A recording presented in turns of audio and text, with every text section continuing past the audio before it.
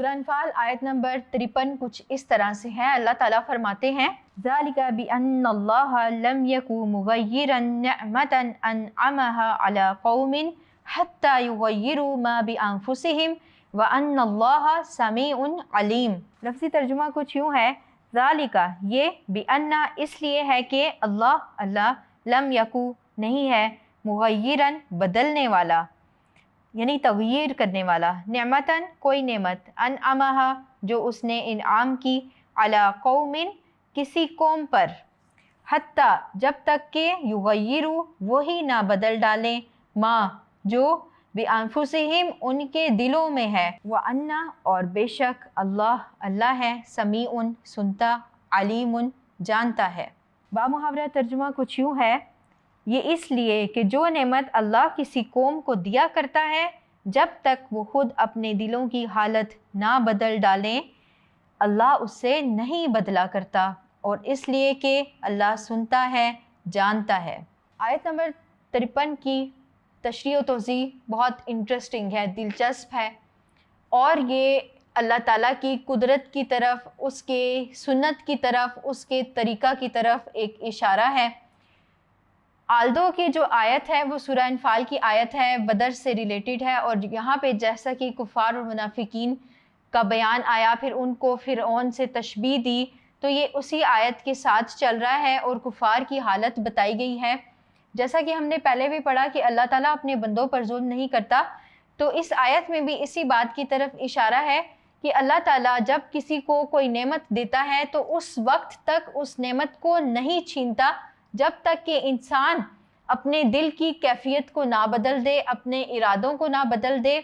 یا خود سے سرکشی اختیار نہ کر لے، اس نعمت کی ناقدری کرنا شروع کر دے تو تب کیا ہوتا ہے کہ اللہ تعالیٰ اس سے اس نعمت کو چھین لیتا ہے اور اس کو ذلیل و خوار کر دیتا ہے. آپ نے کبھی اپنے گھر میں بھی یہ جملہ سنا ہوگا کہ جب آپ رزق کی بے ادبی کر رہے ہوں تو آپ کی امی آپ کو کہتی ہیں کہ رزق کی قدر کرو ورنہ اللہ تم سے یہ چھین لے گا، آج تمہارے پاس روٹی ہے کل تم اس کے لیے ترسو گی. تو یہ اسی بات کی طرف اشارہ ہے کہ جب آپ کسی نعمت کی قدر نہیں کرتے، جب آپ سرکش ہو جاتے ہیں تو جب روٹی پڑی ہوتی ہے تو وہ ایک سرکشی ہے نا کہ ہمیں بہت مل رہا ہوتا ہے تو اس لیے ہمیں قدر نہیں ہوتی،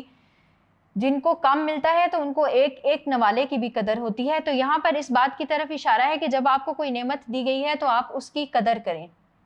وہ نعمت آپ کے پاس اس وقت تک رہے گی جب تک آپ اپنے دل کی کیفیت کو نہیں بدل لیں گے اور آپ اس کی ناقدری کرنا شروع نہیں کر دیں گے. یہاں پر اس بات کی طرف بھی اشارہ کرتی چلوں کہ اللہ تعالیٰ قرآن مجید میں فرماتے ہیں لَإِن شَكَرْتُمْ لَأَزِيدَنَّكُمْ کہ اگر تم شکر گزاری ادا کرو گے، اگر تم شکر کرو گے، اگر تم یہ رویہ اور یہ انداز اختیار کرو گے تو میں تمہیں زیادہ دوں گا. آپ ناقدری کریں آپ سے نعمت چھین لی جائے گی، آپ شکر کریں آپ کی نعمت میں اضافہ کر دیا جائے گا.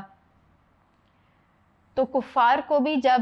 اللہ تعالیٰ نے انسان کو جب زمین میں تسلط دیا، اس کو اقتدار دیا تو اس بات کے ساتھ دیا کہ حاکمیت صرف اللہ رب العزت کی ہے،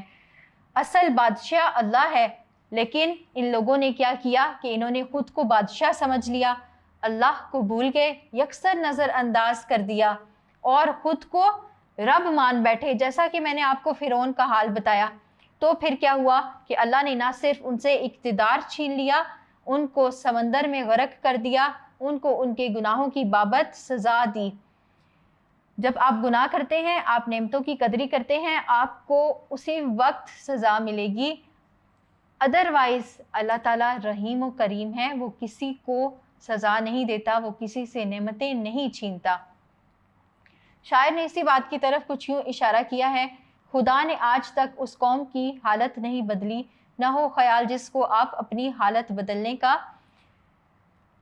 تو جو کوئی کفر اور شرک کا راستہ اختیار کرے گا تو اللہ تعالیٰ اس سے نعمتیں چھین لے گا، اور جو کوئی اللہ تعالیٰ کی شکر گزاری کرے گا، اطاعت کرے گا، فرما برداری کرے گا تو اللہ تعالیٰ اس کو نعمتیں عطا کرے گا. تو جو انبیاء ہوتے ہیں وہ اللہ تعالیٰ کی سب سے زیادہ شکر گزار بندے ہوتے ہیں، پھر اللہ تعالیٰ ان کو زمین میں اقتدار بخشتے ہیں، ان کو عزت دیتے ہیں، اور جو ان کے مقابلے میں کھڑے ہوتے ہیں اللہ تعالیٰ ان کو نیست و نابود کر دیتے ہیں، جیسا کہ فرعون کو کیا، جیسا کہ کفار کو کیا، جیسا کہ غزوہ بدر میں مشرکین مکہ کو کیا.